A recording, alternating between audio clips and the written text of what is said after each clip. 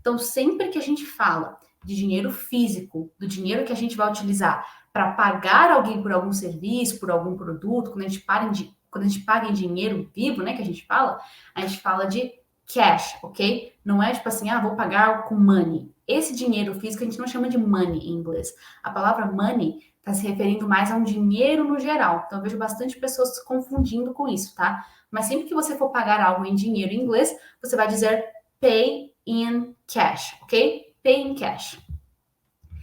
Então, voltando aqui, ó, temos to pay in cash, que é pagar em dinheiro. Então, se você for falar assim, ó, eu vou pagar por cartão de crédito, ficaria I'm paying by credit card, né? I'm paying by credit card. Aqui eu estou usando o tipo de futuro em inglês com ing. Super possível, tá? Ao invés de você falar, por exemplo, I'm going to pay by credit card, pode falar simplesmente I'm paying by credit card, que não tem problema nenhum. Ou, se a sua forma de pagamento fosse outra, né? Por exemplo, I'm paying by debit card, ou even I'm paying in cash, ou seja, eu vou pagar em dinheiro. E aí você vai lá pagar, né? Fazer a sua reserva. E esse, basicamente, é o passo a passo que você vai seguir dentro do hotel até o momento que você faz a sua reserva. Agora, quando você já está hospedado, pode ser que surjam algumas situações que você vai precisar se virar com o inglês. Por isso que eu trouxe aqui 3 exemplos de situações que talvez pode acontecer com você, então já é muito bom que vocês saibam disso, tá?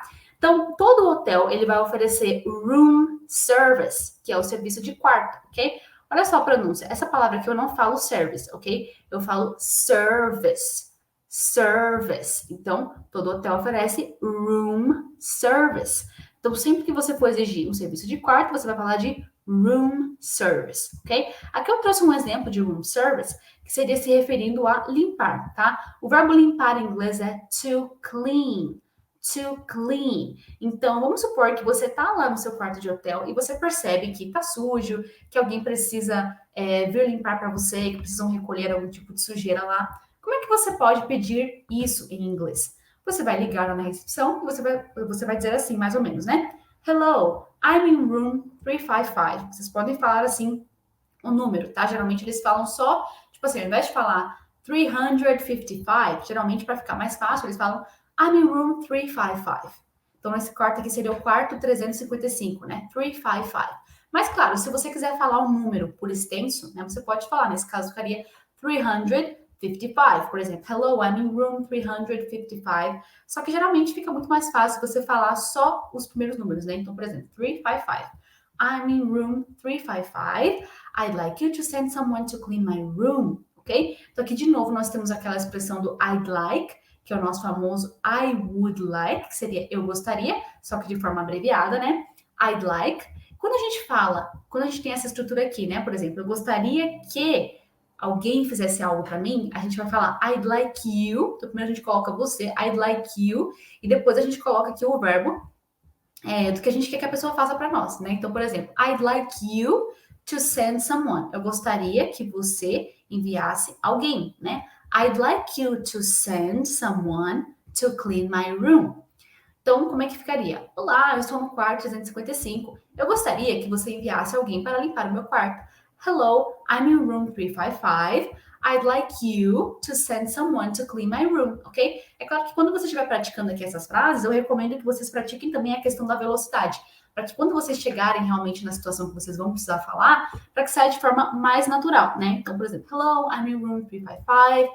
I'd like you to send someone to clean my room, please, né? Também você poderia adicionar um please para soar educado, ok? E esse tipo aqui de pergunta, né? Aliás, esse tipo de solicitação, esse modelo, vocês podem usar para qualquer room service que vocês quiserem, ok? Por exemplo, vamos supor que no hotel, um room service que eles têm é de oferecer comida, né? De levar a comida lá para o seu quarto. Então, por exemplo, você poderia falar, hello, I'm in room 355. E nesse caso, por exemplo, eu gostaria de pedir comida. I'd like to order some food, please. Então, basicamente, vai ser meio que assim, né? Aqui eu coloquei um exemplo como se você estivesse pedindo para alguém limpar o seu quarto, tá? Outra coisa que pode acontecer quando você está hospedado no hotel é quando você percebe que algum item está faltando, algum item que você precisa, né? E você quer que algum funcionário traga para você. Então, por exemplo, você chega lá no quarto e percebe que não tem toalha, ou que tem, né, outra coisa faltando. Como é que você vai dizer, tá? A gente tem o verbo to bring em inglês, que é trazer. Então, se você quiser pedir para alguém trazer alguma coisa para você, é só utilizar o verbo to bring, ok? Então, por exemplo, could you bring a towel to room 355, please? Então, você ligaria lá para a recepção, né? E falaria, hello, could you bring a towel to room 355, please? Você poderia trazer uma toalha para o quarto 355, por favor? Simples e prático, né? Só utilizar o verbo to bring. E aqui vocês poderiam substituir por qualquer tipo de objeto, coisa que esteja faltando no seu quarto, tá? Outra coisa comum que pode acontecer é alguma coisa do quarto não estar funcionando. Tipo assim, a TV não está funcionando, o ar-condicionado não está funcionando. Como é que você vai falar, né, se você precisar se virar num tipo de situação como essa, tá? Olha só, aqui eu trouxe o verbo to work. Vocês sabiam que o verbo to work, além dele significar trabalhar, ele também tem o uso de funcionar? Sim, a gente utiliza muito o verbo to work para falar de funcionar, né? Aparelhos, coisas que funcionam, a gente utiliza o to work, tá? Então, por exemplo, vamos supor que o aquecedor do seu quarto lá não está funcionando. Então, é só você falar, the heating is not working in my room. O aquecedor não está funcionando no meu quarto. The heating is not working in my room. Ok? No meu quarto vai ser in my room, tá? Outra coisa que poderia não estar funcionando, por exemplo, a TV. Aí é só você substituir aqui o heating pela TV. The TV is not working in my room. A TV não está funcionando no meu quarto, lembra? Porque aqui eu tenho o verbo to work no sentido de funcionar, ok, guys? Então, basicamente, para qualquer situação, vocês podem estar utilizando aqui o verbo to work no que diz respeito a coisas que estão ou não funcionando, ok?